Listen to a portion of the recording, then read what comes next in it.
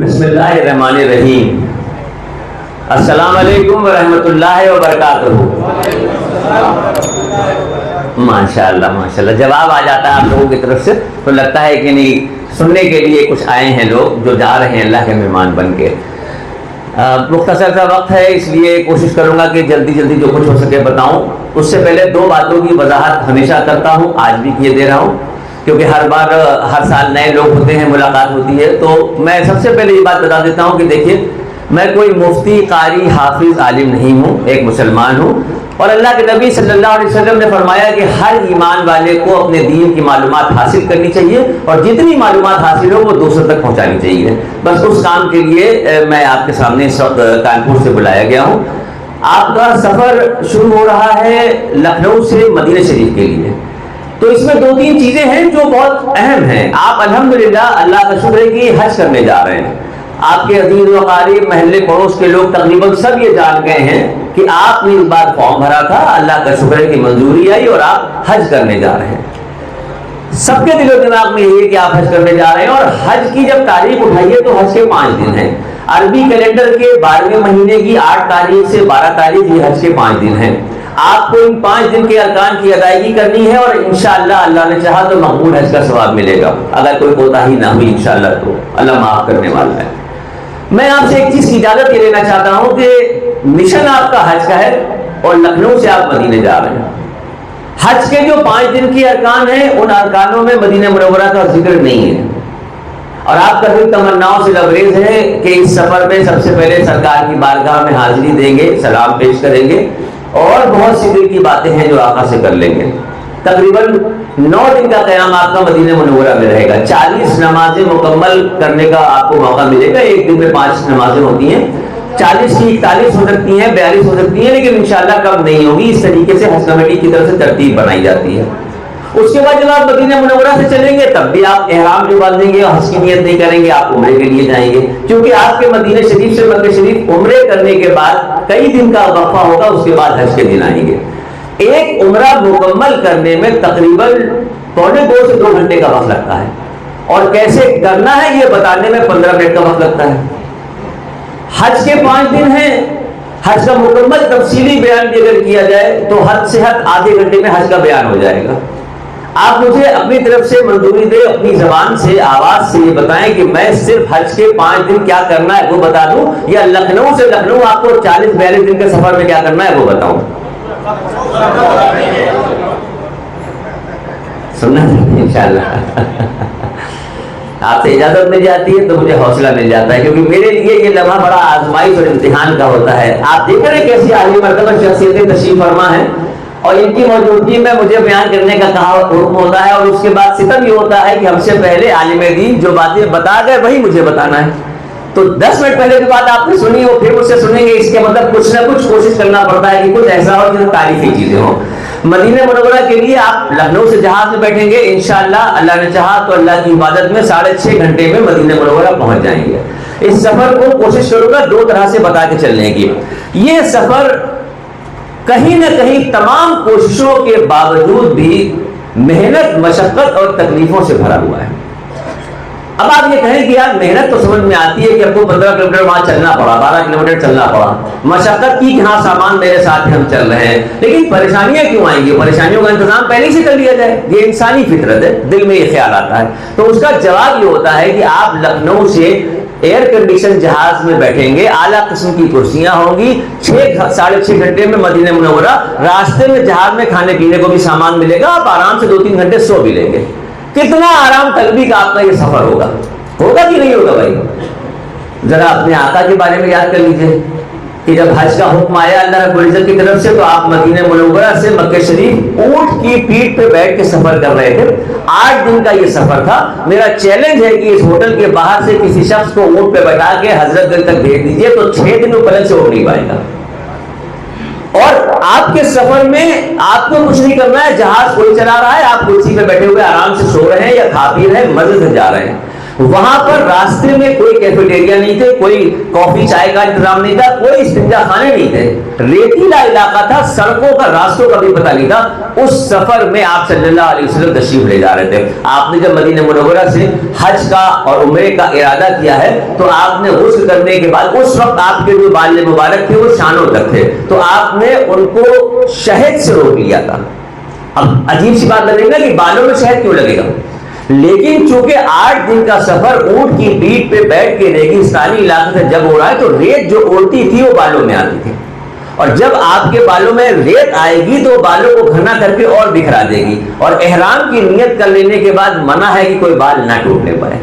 یعنی کس قدر احتیاط اور کس قدر مشقت اس وقت کی گئی تھی، ذرا اس کو سوچ لیا جائے تو آج کا یہ سفر بتائیے کہاں سے تکلیف کا ہے۔ تکلیف کیسی ہوتی ہے؟ تکلیف وہاں پہنچنے کے بعد جب آپ کو روم الاٹ کیا جاتا ہے تو اس میں مزاج نہ ملنے پر جو گفتگو ہوتی ہے وہ تکلیف ہوتی ہے۔ یہ سفر اللہ کی رضا کے لیے ہو رہا ہے۔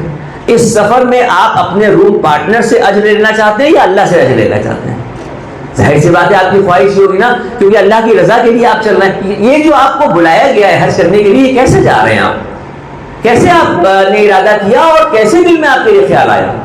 اور دوسری چیز یہ ہے، آپ سوچئے تقریباً ایک اندازے کے مطابق 4000 سال پہلے کی بات ہے۔ 4000 سال پہلے کی بات ہے جب اللہ رب العزت نے ابراہیم علیہ السلام اور اسماعیل علیہ السلام کو حکم دیا تھا کہ ہمارے گھر کی تعمیر نئے سرے سے کی جائے۔ طوفان نوح میں خانہ کعبہ کی دیواریں جو گر گئی تھیں، ابراہیم علیہ السلام اور اسماعیل علیہ السلام نے جب کعبۃ اللہ کی تعمیر کی ہے تو اللہ رب العزت نے کہا کہ ابراہیم آواز لگاؤ لوگوں کو کہ آئیں میرے گھر کا طواف کرنے کے لیے، میرے گھر کا طواف کریں آ کے۔ اس وقت ابراہیم علیہ السلام اور اسماعیل علیہ السلام کے علاوہ تیسرا کوئی نہیں تھا اس مکے میں۔ ابراہیم علیہ السلام نے عاجزی کے ساتھ عرض کیا کہ اللہ آپ کہہ رہے ہیں کہ آواز لگاؤ ابراہیم کہ لوگ آئیں طواف کرنے کے لیے، لیکن یہاں تو حد نگاہ تک کوئی نہیں ہے۔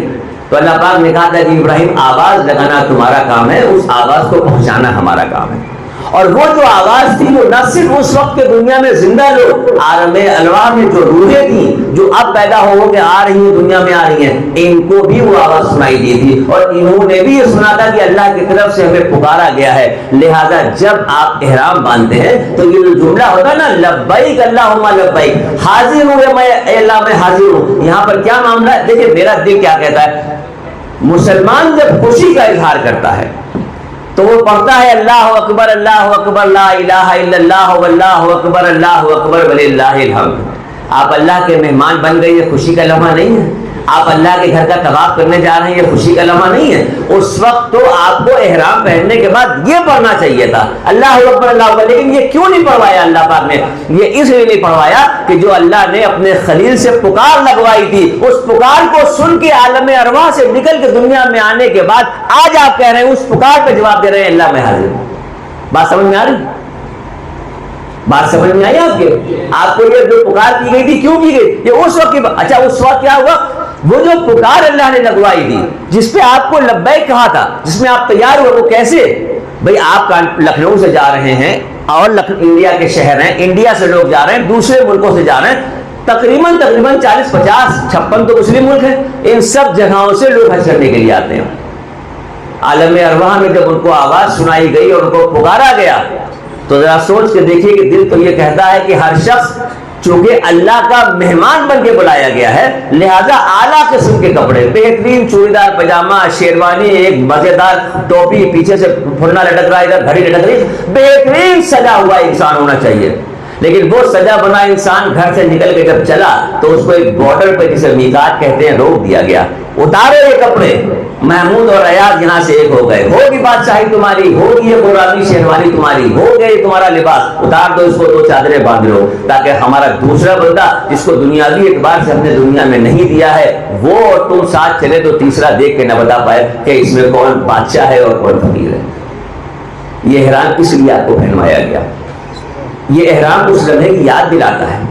لہذا مدینہ منورہ کی شروعات ہو رہی ہے، پہلے مدینہ منورہ چل رہے ہیں، تو مدینہ منورہ کیسے پہنچیں گے آپ؟ فلائٹ سے الحمدللہ مدینہ لینڈ کر گئے، انتظامیہ کے لوگوں نے آپ کو ریسیو کیا، بسوں میں بٹھایا، خیر و عافیت سے آپ اپنی بلڈنگ پہ آ گئے۔ تقریباً وہاں پر ایک کمرے میں 4 سے 5 بیڈ 6 بیڈ کا انتظام ہوتا ہے۔ پوری دنیا میں آپ کسی کنٹری میں چلے جائیں، ہر جگہ پر آپ کو جو ہوٹل ملیں گے اس میں ڈبل بیڈ کا روم ہوتا ہے. بہت آپ کی ریکویسٹ پہ ایک ایکسٹرا بیڈ لگتا ہے جو ٹرپل شیئرنگ کہلاتا ہے. 4 بیڈ 5 بیڈ اور 6 بیڈ کا دنیا میں کہیں نظارہ نہیں دیکھنے کو ملے گا, لیکن یہاں ہے. کیوں؟ کیونکہ آپ کے بیچ میں پیار, اتفاق اور اتحاد پیدا کرنے کی کوشش کی گئی ہے. جب آپ 4 لاکھ دے رہے ہیں تو اگر روم اور مہنگا ہوگا تو 5 دیں گے. بھائی ہم نے 1994 میں پہلا حج کیا تھا الحمدللہ. میں کسی غرور و گھمنڈ سے نہیں کہہ رہا, اللہ رب العزت نے اپنے حبیب کے صدقے, اپنے فضل و کرم سے 26 مرتبہ عمرے اور حج کے اعتبار سے ہم کو بلایا. یہی نتیجہ ہے کہ وہاں جانے کے بعد کچھ نہ کچھ سیکھ کیا ہے, وہ دل میں بیٹھا. تو سوال اس بات کا ہے کہ آپ کو اس طریقے سے یہ تیاری کرنی ہے, اس طریقے سے مدینہ شریف پہنچنے کے بعد اس کو شروعات کرنی ہے. آپ مدینہ بس سے اتر کے اپنے کمرے پہ آ جائیں گے, آپ کا دل ملا دیا جائے گا, انشاءاللہ روم مل جائے گا, الاٹ ہو جائے گا. پہلے دن جب آپ اپنے روم سے مسجد نبوی کے لیے چلیں گے, پہلے دن جب آپ اپنے روم سے نکل کے مسجد نبوی کے لیے چلیں گے, تو ذرا بتائیے دل میں آپ کی کیا خواہش ہونی چاہیے؟ ارے کوئی خواہش نہیں کسی کی. بتائیے نا کہ مدینے میں سب سے پہلے پہنچ کے اجوا کھجور خریدنے جائیں گے, یا تصویر ٹوپی گھر والوں کے لیے لینا ہے, بچی کی شادی کی تھی سب سے اچھی جانماز اسی کے لیے لیں گے, یہ سب سوچنا ہے, یا پھر مسجد نبوی کا خیال آنا ہے؟ اگر مسجد نبوی کا خیال آنا ہے تو مسجد نبوی میں کہیں سے بھی جا کے اندر نماز پڑھنا ہے, یا حضور کی بارگاہ میں سلام پیش کرنا ہے؟ کچھ بتائیے نا کیا کرنا ہے, جیسا بتائیے ویسا بتا دیں آپ کو. حضور کی بارگاہ میں نا تڑپ ہے نا دل میں آپ کے کہ ہاں آپ جا رہے ہیں حضور کی بارگاہ میں, بلائے گئے ہیں, اور کس شان سے بلائے گئے ہیں کہ نام کے آگے ٹائٹل لگا ہے کہ یہ اللہ کے مہمان ہیں, یہ اللہ کے مہمان ہیں. مسجد نبوی کے لیے جب آپ چلیں گے, جو مسجد نبوی کا بیان ہے وہ میں پہلے مرد حضرات کا بتاؤں گا, پھر خواتین کا, اسی ترتیب میں آگے چلیں گے انشاءاللہ. دیکھیے اس میں ہے بھائی کو یہاں پر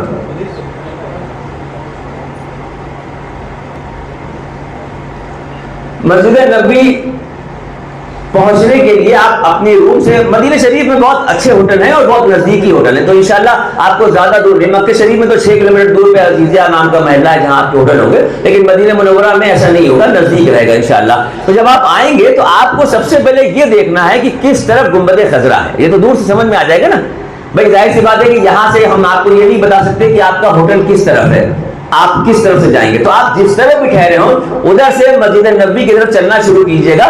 جب آپ کو یہ گنبد خضرا کا نظارہ دکھ جائے کہ ہاں یہ ہم آ گئے گنبد خضرا پہ, تو آپ کے نظر کے سامنے اگر اس طرح سے گنبد خضرا دکھے گا آپ کو, دیکھیے مدینے کے کچھ اور نظارے ہیں. پورا مدینہ شہر دیکھیے الگ طرح سے دکھ رہا ہے, پورا مدینہ, اور مدینہ شہر میں مسجد نبوی جتنے حصے میں بنی وہ بالکل الگ دکھ رہی ہے. مسجد نبوی کے بارے میں ایک بات اور آپ کو بتا دیں کہ ہمارے نبی کریم سرکار دو عالم صلی اللہ علیہ وسلم کے زمانے میں پورے مدینہ شہر کی آبادی جتنے حصے میں تھی, پورے مدینہ شہر کی آبادی جتنے حصے میں تھی, آج اتنے حصے میں مسجد نبوی بنی ہوئی ہے. کچھ سمجھ میں آ رہی میری بات؟ آج میں اگر یہ جملہ کہہ رہا ہوں کہ آج مسجد نبوی اتنے حصے میں بنی ہے, تو اس کا مطلب کیا ہوا کہ جب آپ مسجد نبوی میں چلے تو قدموں کو آہستہ آہستہ اٹھائیے گا. نہ جانے کون کون سے صحابہ کرام کے گھروں سے ہوتے ہوئے آپ آگے جا رہے ہوں گے, بستی تو پوری وہی پر تھی. تو آپ کو یہاں سے آگے ڈھونڈنا ہے, کیسے بڑھنا ہے. جب آپ کو ایسا نظارہ دکھے کہ گنبد خضرا کے اس حصے میں آپ آ گئے جس کے سامنے کافی کھلی ہوئی جگہ ہے, میں نے اسی لیے یہاں پر ایک ایرو بنا کے آپ کو یہ دکھانے کی کوشش کی. یہ حصہ جو آگے کا ہے, یہ حصہ آگے کا جو ہے یہ کھلا ہوا حصہ ہے, یہ کتنا ہی مدینے میں مجمع ہو یہ حصہ کبھی نہیں بڑھتا. کیوں؟ کیونکہ اسی جگہ پر وہ مقام ہے جہاں سے امام امامت میں نماز پڑھاتے ہیں مدینے کی مسجد میں. لہذا چونکہ امام کے آگے کوئی کھڑا نہیں ہوتا, اس لیے یہ جگہ خالی ہوتی ہے. جب آپ اس مقام پہ آ جائیں گے, مثال کے طور پہ آپ ادھر سے آگے کھڑے ہو جب خواتین ہیں اس طرف سے آپ کھڑے ہوں گے, تو آپ اپنے لیفٹ میں اور رائٹ میں دیکھیں گے 2 کارنر آپ کو دکھائی دے رہے ہیں. سامنے بالکل یہاں سے کھڑے ہو کے دیکھیں گے تو پیچھے وہ اونچے اونچے سے پہاڑ جو دکھ رہے ہیں وہ احد کے پہاڑ ہیں. 3 میل کا فاصلہ ہے مسجد نبوی اور احد کے پہاڑ کا, اور ہمارے نبی نے فرمایا کہ مجھے احد سے محبت ہے اور احد کو مجھ سے محبت ہے. تو اللہ کے نبی کو جس سے محبت ہو, ایمان والے کی پہچان یہ ہے کہ اسے بھی اس جگہ سے محبت ہو. لہذا آپ بھی اپنے دل میں محبت جگا کے رکھیے گا احد کی انشاءاللہ. اب جو میں نے ایرو بنایا ہے مرد حضرات کے لیے, جس جگہ پر آپ کھڑے ہیں آپ کے الٹے ہاتھ کی طرف جہاں سے دیوار ختم ہو رہی ہوگی, مڑ رہی ہوگی راستہ وہاں پہ, اس جگہ پر یہ ایرو میں نے بنا دیا ہے. اس جگہ پر 1 نمبر کا دروازہ ہے. پوری مسجد نبوی میں 41 دروازے ہیں. 41 4 और 1 41 40 के बाद 41 दरवाजे हैं, लेकिन उन दरवाजों में कुछ दरवाजे ऐसे हैं जिनकी खुसूसियत है और कुछ दरवाजे ऐसे हैं जो सिर्फ खवातीन के लिए हैं। तो ये मैं आपको बता देता हूं कि 1 नंबर का दरवाजा इस तरीके का बना हुआ है, ये बाब सलाम कहलाता है। जितनी भी जगह पर बाब सलाम मतलब बाब दरवाजे को कहते हैं, लोग कंफ्यूज जाते हैं ना कि ये बार बार बाब सलाम, बाब अब्दुल अजीज, बाब फहद, बाब ये क्या कहते हैं, समझ में नहीं आता अवाम को मैं कह रहा हूं। तो आप ये समझिएगा कि बाब दरवाजे को कहते हैं और हर दरवाजे का नाम अलग होता है। तो ये नाम हो गया बाब सलाम, 1 नंबर का दरवाजा। 1 नंबर के दरवाजे की एक खुसूसियत ये है कि इस दरवाजे से आपको सिर्फ लोग अंदर जाते हुए दिखेंगे, एक शख्स भी इस दरवाजे से बाहर नहीं आ रहा होगा, इस दरवाजे से सिर्फ लोग अंदर जा रहे होंगे। और इससे जब आप अंदर चलेंगे तो अंदर दाखिल होने के बाद इस तरीके का पूरा पैसेज बना हुआ है, जहां पर मैंने लाल रंग का एरो बनाया है, उस जगह से इमाम साहब इमामत करते हैं नमाज की। यहां पर इमाम साहब होते हैं, यहां से नियत बनती है, उसके बाद पीछे जितनी दूर तक भी लोग होते हैं सफे बनती चली जाती है। यहां से जब आप आगे बढ़ते हुए चलेंगे, इस पैसेज को पार करेंगे, कुछ दूर चलेंगे तो उल्टे हाथ पे रोज़े रसूल की ये जालियां आपको यहाँ पे नजर आ जाएंगी। ये जालियां काफी दूर तक यहाँ से वहां तक हैं, लिहाजा जहां से जाली शुरू होती है मोहब्बत तो आपकी वहां पे जाग रही है, लेकिन आपको यहाँ से चंद कदमों को और आगे बढ़ाना है। कितना आगे बढ़ाना है? आप इतना आगे से चलेंगे कि आप जालियों के नजदीक इस तरह से पहुंच जाएंगे कि एक जगह पर ऊपर लिखा हुआ है मोहम्मद रसूलुल्लाह सल्लल्लाहु अलैहि वसल्लम। इस मकाम पे जब आप पहुंचेंगे तो यहाँ पर खड़े होकर आपको अदब और एहतराम से इजहार अकीदत का नजराना पेश करना है, बारगाह नबवी में दुरूद पाक के नजराने पेश करने हैं, सलाम अर्ज करना है। बहुत तमन्नाओं से दिल लबरेज होता है, मेरा बिगड़ा वक्त संवार दे, मेरे आका मुझको नवाज दे, तेरी एक निगाह की बात है, मेरी जिंदगी का सवाल है। तो यहाँ पर जो शफाअत के तलबगार है नबी के, वो इस जज्बे से अपना दिल की बात कहते हैं। कुछ देर का मौका मिलता है, ज्यादा देर खड़े नहीं होने देते। यहाँ से आगे चलते हैं, ये देखिए इस तरीके से 3 प्लेट लगी हुई है। जब आप अपने नबी करीम सल्लल्लाहु अलैहि वसल्लम की बारगाह में दुरूद सलाम पेश कर लेंगे तो 2 कदम आप आगे बढ़ेंगे कि ये 2 प्लेटें आपको और दिखाई देगी। पहली के ऊपर नाम लिखा हुआ है खलीफा अव्वल का, अबू कुहाफा के बेटे सैयदना सिद्दीक अकबर रज़ियल्लाहु तआला अन्हु, और दूसरे पे खत्ताब के बेटे उमर फारूक रज़ियल्लाहु तआला अन्हु। जाहिर सी बात है कि इनकी अजमतों की इंतहाई है कि आज भी ये नबी के पास आराम फरमा रहे हैं, लिहाजा इनको सलाम पेश करते हुए जब आप इसी रास्ते में आगे बढ़ेंगे तो आगे बढ़ते हुए आपको, अच्छा देखिए ये एक छोटी सी बात बहुत इंपॉर्टेंट है, आपके लिए भी है और आपके लिए भी है। वहां पर हम तो इसको बड़ी बीमारी कहते हैं, हर आदमी के हाथ में मोबाइल है और हर आदमी अपने एंगल बना रहा है, पोज बना रहा है। एक लम्हे के लिए जरा सोच के देखिएगा कि किसके पास आप खड़े हैं। आप अपने शहर के डीएम के पास किसी काम से जाइए तो आप अदब से जाते हैं कि कहीं इसको बात बुरी लग गई तो मेरा काम रुक जाएगा, नहीं हो पाएगा। ये आप किस जगह पर खड़े हैं? आप सल्लल्लाहु अलैहि वसल्लम की दुनिया से पर्दा फरमाने के बाद जो ताबईन तबे ताबईन दूसरी जगहों से मदीना मुनव्वरा आते थे तो किसी सहाबी से मुलाकात होती थी तो बड़ी आजीजी से, लहजा बदल जाता था, बड़ी आजीजी से पूछते थे, भाई जरा ये तो बताइए अल्लाह के नबी कैसे दिखते थे, अल्लाह के नबी की जुल्फे कैसी थी, चेहरे मुबारक कैसे था, कद्दो कामत कैसा था, नकूश कैसे थे।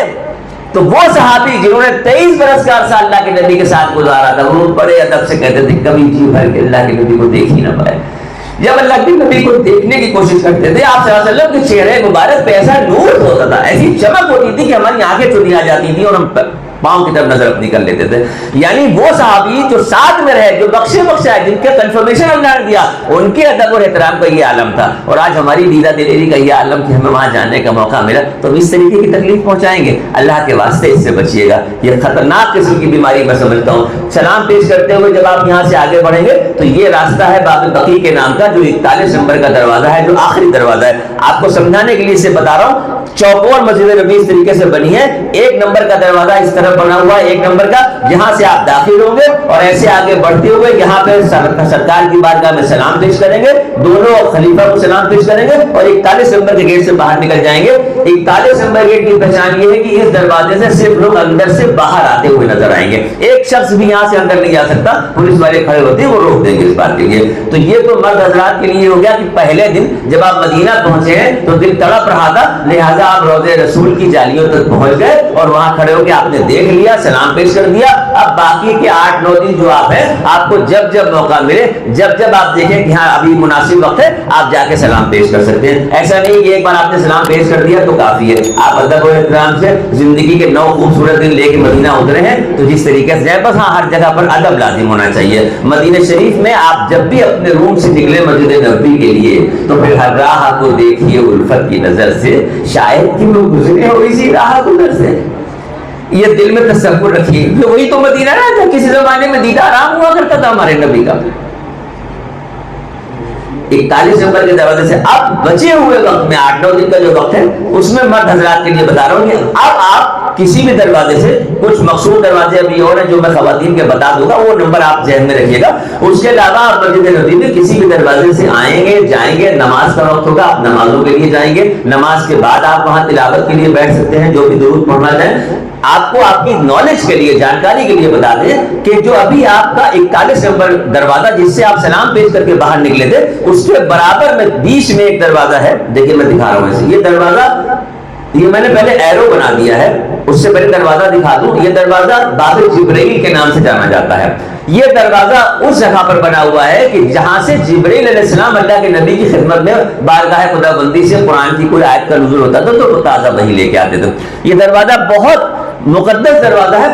کچھ وجوہات رہے ہوں گے سعودی گورنمنٹ کے, انہوں نے پچھلے 4-5 سالوں میں اس کو آنا جانا بند کر دیا, ورنہ ہم لوگ بہت اطمینان سے اس میں جاتے تھے. اور تمنا یہ, میں نے خود ایک کتاب میں پڑھا تھا کہ جس دن آپ پہلی بار مدینہ منورہ پہنچے, اگر موقع مل جائے تو باب جبرائیل سے داخل ہونا افضل ہے مرد حضرات کے لیے. اس میں یہ باقاعدہ لفظ لکھا تھا کہ باب جبرائیل سے داخل ہونا افضل ہے. تو اللہ کا شکر ہے کہ اس سے پہلے ہم جتنی بار گئے ہمیشہ باب جبرائیل سے جاتے. اس سے فائدے کیا ہیں؟ ایک تو جبرائیل السلام کے ساتھ تشریف لاتے. اس کے علاوہ اس کا فائدہ یہ ہے کہ باب جبرائیل سے جیسے ہی آپ داخل ہوتے ہیں تو نہ آپ کو اصحاب صفہ ڈھونڈنا ہے, نہ آپ کو ریاض الجنہ ڈھونڈنا ہے, نہ حضور کے پائتی کی طرف کا جو حصہ ہے وہ ڈھونڈنا ہے. پاؤں رکھتے ہی وہ سارے نظارے سامنے ہوتے ہیں. لیکن چونکہ جانا اس سے منع کر دیا گیا تو اس کا مطلب یہ ہوا کہ اب کیا کیا جائے. یہ 3 ایرو میں نے بنا دیے. پہلا 41 نمبر باب بقی جس سے آپ سلام پیش کر کے نکلے تھے, بیچ والا جو دروازہ ہے وہ باب جبرائیل جس کے بارے میں نے بتایا. تیسرا دروازہ جو سب سے اوپر آپ کو دکھ رہا ہے یہ باب نساء کے نام کا ہے, 39 نمبر کا یہ دروازہ ہے. اس دروازے سے آپ اپنے سفر میں صرف ایک بار جا پائیں گے. وہ کیسے؟ کیونکہ یہ راستہ, یہ دروازہ آپ کو ریاض الجنہ لے جائے گا, جو جنت کی کیاری ہے, جو جنت کا ٹکڑا ہے. ہمارے نبی نے فرمایا کہ جب قیامت آئے گی, دنیا ختم ہو جائے گی, تو روح زمین کا یہ ٹکڑا ایسے ہی جنت میں ملایا جائے گا. جس طرح کوہ طور جنت کے پہاڑوں میں سے ایک پہاڑ ہے, احد جنت کے پہاڑوں میں سے ایک پہاڑ ہے, اسی طرح یہ ریاض الجنہ کی تصدیق ہمارے نبی نے کر دی ہے. تو میرا تو ایمان یہ کہتا ہے کہ یہاں پر ظاہر سی بات ہے دنیا میں بڑی سے بڑی حیثیت کا رسوخ والا آدمی اپنی مرضی سے نہیں پہنچ سکتا جب تک اللہ کی طرف سے بلاوا نہ ہو اور نبی کی شفقتیں نہ حاصل ہو. تو یہاں پر 39 نمبر میں آپ کیسے جائیں گے؟ اس کے 2 طریقے ہیں. ایک طریقہ یہ ہے کہ آپ اپنے موبائل پہ پلے اسٹور میں جا کے نسک کے نام کا ایپ ڈاؤن لوڈ کر لیں, NUSUK, نسک کے نام کا ایپ ڈاؤن لوڈ کر لیں. اس میں آپ کو آپ کی نیشنلٹی مانگے گا, آپ انڈین ہیں, پھر اس کے بعد پاسپورٹ نمبر ہوگا, ویزا نمبر ہوگا, لمبی تفصیل ہے. اگر آپ چاہیں تو یہ پروگرام کر کے دیکھ سکتے ہیں. لیکن میں نے حج کمیٹی میں سیکرٹری صاحب سے بات کی تھی کہ بھائی ہمارے بہت سے حاجی ایسے ہیں جو کی پیڈ والا موبائل رکھتے ہیں, یا بہت سے ابھی بھی ایسے جو آپریٹ نہیں کر پاتے. تو انہوں نے کہا کہ اس بار انڈیا گورنمنٹ نے ایک اچھا کام کیا, بہت اچھا میرے حساب سے کام ہوا کہ آپ کے جو فلائٹ لکھنؤ سے جائیں گی انڈیا میں جہاں سے بھی جائیں گی, ہر جہاز میں 2 لوگ گورنمنٹ کی طرف کے ہوں گے جن کو باقاعدہ حج انسپیکٹر کا, اسٹیٹ حج انسپیکٹر کا نام دیا گیا ہے. اسٹیٹ حج انسپیکٹر ہر فلائٹ میں 2 ہوں گے جو وہاں پہنچنے کے بعد حاجیوں کے انتظامات میں بھی رہیں گے, اور انہی دونوں افسرز کی یہ ڈیوٹی ہوگی کہ یہ وہاں کے انتظامیہ کے لوگوں سے مل کے 50-50 کا یا 100 کا گروپ اٹھا لیں گے. یہ جب گروپ ان کو مل جائے گا تو یہ آپ کو آپ کے کمرے پہ ملاقات کریں گے یا لابی میں ملاقات کریں گے. آپ ان کے ٹچ میں رہیے گا, کوشش یہ کیجیے گا. دیکھیے ہر آدمی کی مصروفیت ہوتی ہے, جب ہم کو کوئی چیز چاہیے تو ہمیں بھی تو آگے بڑھنا ہوگا نا. آپ پہلے دن ہی جب جہاز میں ہوں گے یا وہاں اترتے ہی آپ کو پتہ چل جائے گا, وہ خود بتائیں گے کہ ہاں بھائی مجھے ڈیوٹی پہ لگایا گیا. لہٰذا آپ ان سے رابطے میں رہیے گا. اگر 50 آدمی کا پرمٹ ملے گا تو وہ بتائیں گے کہ بھائی پرسوں یا نرسوں جو بھی تاریخ ہوگی, اس تاریخ کو اتنے بجے اس جگہ پر آپ لوگ فلاں لوگ مل جائیے گا, ریاض الجنہ کا پرمٹ مل گیا ہے. ایک بار آپ کو اس دروازے سے جانے کا موقع ملے گا. باب نساء کے نام کا جو یہ دروازہ ہے, اس سے آپ کو جانے کا موقع ملے گا. پھر بھی اس سے بھی ایک فائدہ یہ ہے کہ اس دروازے سے جب آپ اندر داخل ہوں گے تو جیسے ہی آپ اس دروازے سے داخل ہوں گے, الٹے ہاتھ پہ ایک چبوترا آپ کو دکھائی دے گا. الٹے ہاتھ پہ ایک چبوترا بنا ہوا ہے جسے اصحاب صفہ کہتے ہیں. میں کہتا ہوں یہ دنیا کے مسلمانوں کی پہلی یونیورسٹی ہے. یہ وہ چبوترا ہے جس پر صرف اور صرف وہ صحابی رہا کرتے تھے جو اللہ کے نبی کی زبان مبارک سے سن کے قرآن کے لفظ کو حفظ کر لیتے تھے، اور اس زمانے میں چونکہ کاغذ نہیں تھا تو ہرن کی کھال پہ، پیڑ کی چھال پہ، اونٹ کے شانوں کی چوڑی چوڑی ہڈی پہ قرآن لکھ لیا جاتا تھا۔ اس چبوترے کی تاریخ میں تقریباً 278 یا 276 صحابیوں کا نام آتا ہے، لیکن ایک وقت میں 25 سے 28 صحابی اس چبوترے پہ رہا کرتے تھے۔ ظاہر سی بات ہے کہ جس چبوترے پہ صرف عبادت ہی مشن ہو اس کی کیا عظمتیں ہوں گی۔ اب اتفاق ہے کہ انہوں نے اس پہ دیکھیں لال رنگ کی ڈوری باندھ کے اس کو بند کر دیا ہے، ورنہ اس پہ ہم لوگوں نے نمازیں بھی پڑھی، قیام اللیل بھی پڑھی، تراویح بھی سنی، لیکن خیر اب وقت کی بات ہے۔ یہ پورا چبوترا آپ بہرحال دیکھ سکتے ہیں، پوری مسجد نبوی ایک پلیٹ فارم پہ بنی ہے، ایک برابر کا فرش ہے، واحد یہ چبوترا ہے، تو اس کی کچھ نہ کچھ تو عظمتیں فضیلتیں ہوں گی نا۔ 1400 سال میں نہ جانے کتنی بار مسجد نبوی کی توسیع ہو چکی ہے، لیکن یہ چبوترا آج بھی اسی طریقے سے بنا ہوا ہے۔ اس سے 4 قدم جیسے ہی آپ آگے بڑھیں گے، اس چبوترے سے آپ جیسے 4 قدم آگے بڑھیں گے تو آپ کو وہاں پر یہ نظارہ دکھائی دے گا، جو یہ حصہ ہے یہ ریاض الجنہ ہے۔ اس جگہ پر جب آپ پہنچیں گے تو آپ مطمئن ہو جائیں۔ بڑی عجیب عجیب حرکتیں ہوتی ہیں۔ 4 سال پہلے تک مسجد نبوی میں بڑا آسان تھا، پوری مسجد نبوی میں لال رنگ کا کارپیٹ بچھا ہوا تھا اور صرف ایک ٹکڑا تھا جس میں ہرے رنگ کا کارپیٹ، مطلب کتنا ہی کم عقل انسان وہ بھی مسجد نبوی میں داخل ہونے کے بعد اس نے لال کارپیٹ دیکھا، اچھا یہ چلتے چلتے ہرا ملا وہیں بیٹھ گیا، ہم پہنچ گئے جنت۔ پتہ نہیں سعودی گورنمنٹ کو کس نے کیا سمجھا دیا، انہوں نے پوری مسجد نبوی کا کارپیٹ ہرا کر دیا۔ اب اس میں ہو کیا رہا ہے، جن معصوم لوگوں نے پچھلے 5 سال 6 سال 7 سال پہلے کا کوئی ویڈیو یوٹیوب پہ دیکھا تو اس میں بتایا جا رہا ہے کہ پوری مسجد نبوی میں لال کارپیٹ ہے، جہاں پہ ہرا ہے وہ ریاض الجنہ ہے۔ وہ مسجد نبوی کے کسی بھی دروازے سے اندر داخل ہوئے وہیں بیٹھ گئے، انہوں نے ہرا کارپیٹ دیکھا، کہا یہی جنت ہے۔ ٹھیک ہے، مسجد نبوی کی عظمتیں الگ ہیں، اس کی فضیلتیں الگ ہیں، لیکن جو ٹکڑا آپ کو بتایا گیا ہے آپ وہاں تک پہنچے۔ یہ جو محراب ایسی بنی ہوئی ہے یہ وہ مقام ہے جہاں سے ہمارے آقا امامت فرماتے تھے، اس جگہ سے ہمارے نبی امامت فرماتے تھے۔ یہاں پر بھی ایک کوتاہی ہو جاتی ہے، لوگ وہاں پہنچنے کے بعد دوسروں کو دیکھ کے حصے میں جیسے ہی موقع ملتا ہے اس جگہ پہ کھڑے ہو کے 2 رکعت کی نیت کر لیتے ہیں۔ ہماری اوقات ہے یہاں کھڑے ہونے کی، کس جگہ پہ مطلب ہم کو موقع مل گیا، چھوٹ مل گئی، کوئی دیکھ نہیں رہا تو ہم وہاں پہ کھڑے ہو جائیں۔ صحابہ کرام کی ضرورت نہیں تھی وہاں پہ کھڑے ہونے کی، لہذا ان چیزوں کو عقیدت بھری نظروں سے دیکھیے، مطمئن ہوئیے اور تصور کیجئے کہ اس زمانے کا کیا ماحول رہا ہوگا۔ تصور کی دولت سے اللہ نے سب کو مالا مال کیا، امیر آدمی ہو یا غریب آدمی ہو، آپ دل اور دماغ کو کنٹرول کر کے کسی چیز کے بارے میں سوچیے تو یہاں بیٹھے بیٹھے آپ کو وہاں کا نظارہ دکھتا ہے۔ لہٰذا یہاں سے دیکھیے گا یہ ریاض الجنہ ہے، یہاں پر تقریباً آپ کو آدھا گھنٹہ بیٹھنے کا موقع ملے گا، آپ آدھے گھنٹے میں نفلیں پڑھ سکتے ہیں، تلاوت کر سکتے ہیں، دعائیں مانگ سکتے ہیں، بہرحال جنت کے ٹکڑے میں پہنچے ہیں۔ مجھے یہاں پر ایک بات یاد آ گئی، اگر میرا دل یہ کہتا ہے، آپ نے اپنے بڑوں سے بزرگوں سے سنا ہوگا، کتابوں میں بھی آپ نے پڑھا ہوگا کہ قیامت کے دن جب حساب کتاب ہوگا تو جو نیک لوگ ہیں وہ جنت میں چلے جائیں گے، کوئی شک نہیں اس میں۔ جو گناہ گار ہیں ان کے لیے کہا جاتا ہے کہ وہ دوزخ میں جائیں گے، حالانکہ میرا ایمان یہ کہتا ہے کہ ہمارے نبی اپنی معصومیت سے سب کو بخشوائیں گے، لیکن اعلان یہ بات کہہ دی جائے تو لوگ گناہ تو اتارو ہو جائیں گے، نبی تو بخشوائی لیں گے، جائے اتنا گناہ کرو، اس لیے ڈرانے کے لیے جملہ کہا جاتا ہے کہ گناہوں سے بچو۔ بات یہاں پر یہ بتانے والی ہے کہ جو نیک اعمال کرے گا وہ جنت میں جائے گا اور جنت سے نہیں نکالا جائے گا، اور اگر اللہ رب العزت کے فضل و کرم سے ان کے نبی کے صدقے میں ہمیں اور آپ کو اس موقع پہ یہاں جانے کا موقع ملے تو کیا یہاں بیٹھ کے یہ بات ہاتھ اٹھا کے کہنا مناسب نہیں کہ پروردگار کسی کی اوقات نہیں ہوئی، کسی کی حیثیت نہیں اس دنیا میں جو تیری مرضی کے بغیر یہاں سکے، اگر تیرے فضل و کرم سے یہاں آئے ہیں تو جنت میں داخل ہوئے ہیں، میرے مولا فیصلہ کر دے ہمارے لیے بھی جنت کا، اب نکالنا نہیں یہاں سے۔ تو انہیں حشر میں کہا کہ جو جنت میں جائے گا وہ جنت سے نہیں نکالا جائے گا، میرے مولا میرے لیے بھی فیصلے کر دے۔ دنیا کی کرنسی مال ہے اور آخرت کی کرنسی اعمال ہے، مال خرچ کر کے آپ جا رہے ہیں اعمال کی انکم کرنے، کوئی کوتاہی نہ کیجیے گا، پیور پروفیشنل بزنس مین بن کے جائیے گا، جہاں پر بھی آپ کو بڑھتی ہوئی نفع کی نیکی دکھ رہی ہو فوراً اس کی طرف ہاتھ بڑھا دیجیے گا۔ یہ سارے وہ موقع یہاں پر آپ ریاض الجنہ میں جب فارغ ہو جائیں گے، ریاض الجنہ کا یہ ٹکڑا ہے، یہ بالکل دکھا دیجیے بھائی ذرا، یہ بالکل جو جالیاں لگی، جب ایک شفٹ خالی ہوتی ہے دوسری شفٹ آ رہی ہوتی ہے تو چند لمحوں کے لیے جگہ خالی ہوتی ہے، یہ جو انہوں نے اس طریقے سے یہ الماریاں لگا دی ہیں، یہ پارٹیشن ادھر سے ادھر کا، یہ الماریوں کی جو قرآن پاک اس میں رکھے ہیں یہ پارٹیشن ہٹا دیں تو وہی راستہ مل جائے گا جہاں سے مرد حضرات سلام پیش کرنے کے لیے جاتے ہیں۔ یہ ریاض الجنہ کا نظارہ ہے، جب بھیڑ ہوتی ہے تو وہاں پر یہ منظر ہوتا ہے۔ مسجد نبوی بالکل چوکور بنی ہوئی ہے، اس لیے میں نے اس کا ایک گراف ایسے بنا دیا ہے. اوپر لال رنگ کا جو میں نے ایرو بنایا ہے، یہ ایرو وہ ہے جہاں پر 39 نمبر کا دروازہ ہے، باب النساء کے نام سے جو دروازہ ہے، جس سے آپ ریاض الجنہ میں جائیں گے. باقی نیچے کی طرف 2 کارنر ہم نے آپ کو دکھائے ہیں. ایک طرف دیکھیے 13 14 15 لکھا ہے، دوسری طرف 25 سے 28 یعنی 25 26 27 28 یہ لکھا ہے. یہ سیکشن لیڈیز کے لیے ہے. آپ اپنے ذہن میں رکھیے گا، آپ اگر 13 14 15 میں سے کسی دروازے سے اندر جاتی ہیں تو یہ لال رنگ کا جو آپ کو ایک بارڈر دکھ رہا ہے، یہ لال رنگ کا ایک پارٹیشن ہے. اس پارٹیشن سے آپ مسجد میں اس حصے میں نہیں جا سکتی جہاں مرد حضرات ہوں گے، لیکن آپ اس 13 14 15 سے اگر اندر جائیں گی تو آپ مسجد نبوی میں ہی نماز پڑھیں گی.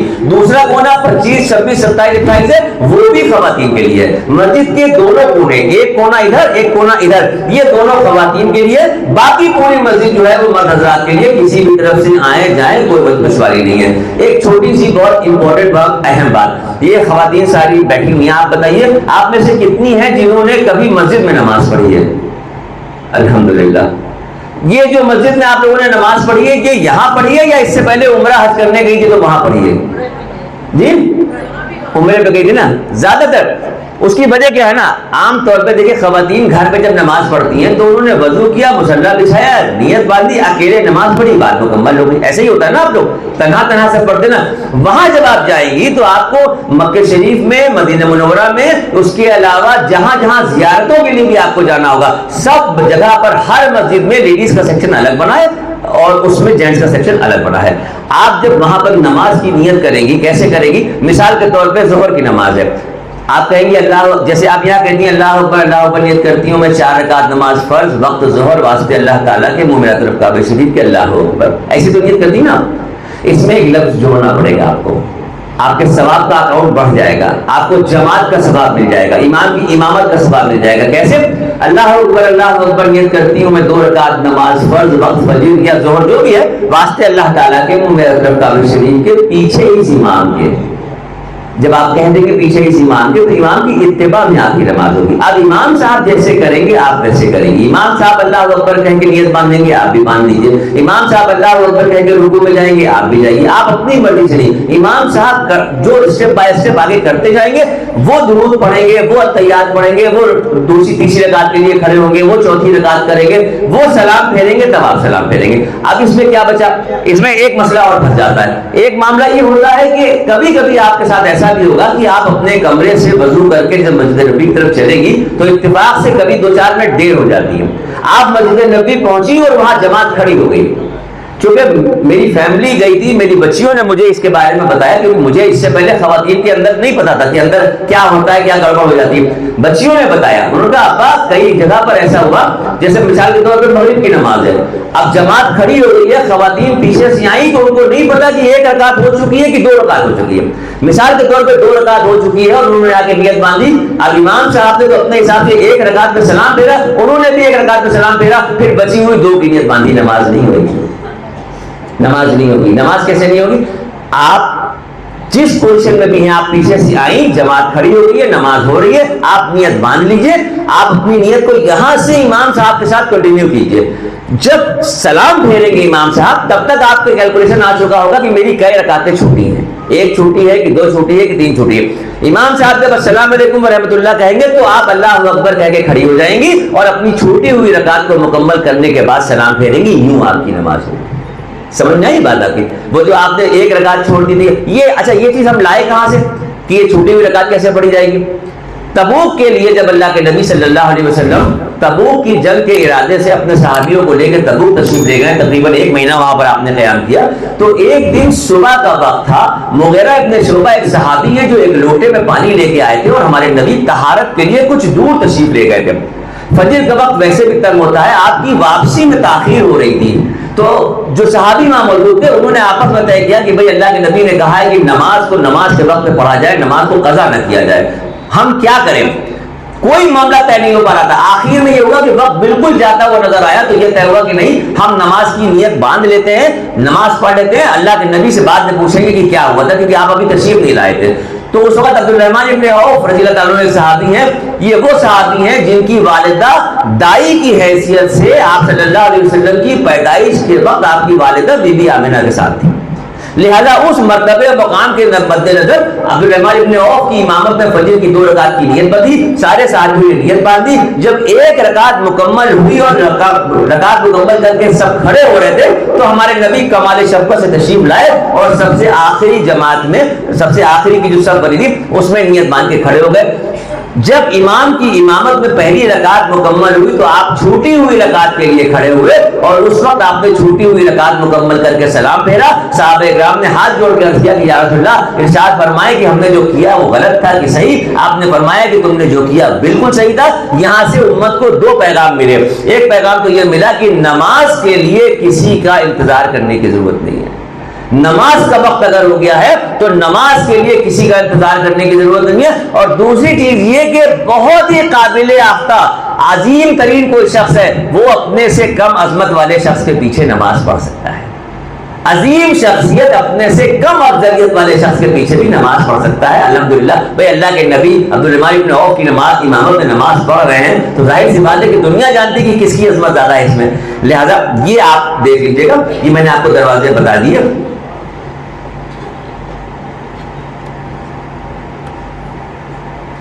آپ کا جو لیڈیز کا سیکشن ہوگا اس میں اس طریقے سے بیریکیڈنگ لگی ہوئی ہے تاکہ مرد حضرات ادھر نہ آئیں.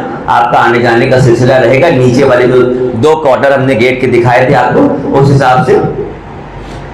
اور جب آپ کو پرمٹ کے لیے انفارم کیا جائے گا تو لیڈیز آپ کے ساتھ ہوئیں گی جو آپ کے ساتھ اندر جائیں گی. یہ چیک پوسٹ انہوں نے بنا دیے ہیں جہاں پر وہ موبائل کے اوپر کنفرمیشن چیک کرتے ہیں اور اس کے بعد اندر جانے کا موقع ملتا ہے. اندر پہنچیں گے.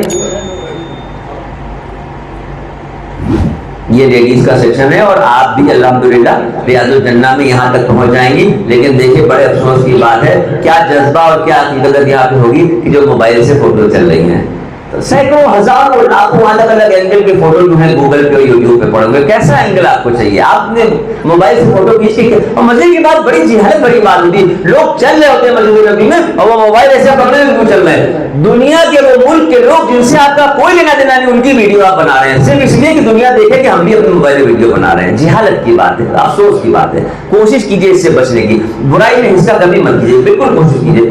یہ دیکھ رہے ہیں آپ خاتون کیسے اچھا پوچھا کہ بچوں کے بل کھڑی ہے کہ میری اینگل سے فوٹو آ جائے. کس کو دکھانا ہے یار؟ آپ کے رشتے کے لیے فوٹو جائے گی تو آپ کو سجا بنا کے گھر والے فوٹو کھینچیں گے, یہ تھوڑی کوئی فوٹو کھینچے گا آپ کو. مسجد نبی کے بارے میں نے آپ کو بتا دیا. اب مسجد قباء تاریخ اسلام کی وہ مسجد جس کی دستِ بنیاد ہمارے نبی نے اپنے دست مبارک سے رکھی. آپ صلی اللہ علیہ وسلم نے اس مسجد کی تعمیر اس وقت کی جب آپ ہجرت فرما کے تشریف لا رہے تھے. لیکن میں کوشش یہ کر رہا ہوں, آج میرے ذہن میں ایک بات یہ آئی تھی کہ میں مسجد نبی کی تاریخ بتانے کے بعد مدینے کی جو زیارتیں ہیں وہ آپ کو جلدی جلدی بتا کے عمرے اور حج کے لیے لے چلوں. اس کے بعد اگر وقت بچا رہے گا تو مدینے کی جو تاریخ ہے وہ بتا دوں. آن لائن کی جانب سے آپ سے بس اتنی التجا ہے کہ ہمارے اس پروگرام کو لائک, شیئر اور سبسکرائب ضرور کریں. ساتھ ہی بیل آئیکن دبانا نہ بھولیں جس سے ہماری ہر ویڈیو آپ تک اپلوڈ ہونے کے ساتھ ہی پہنچ سکے. شکریہ.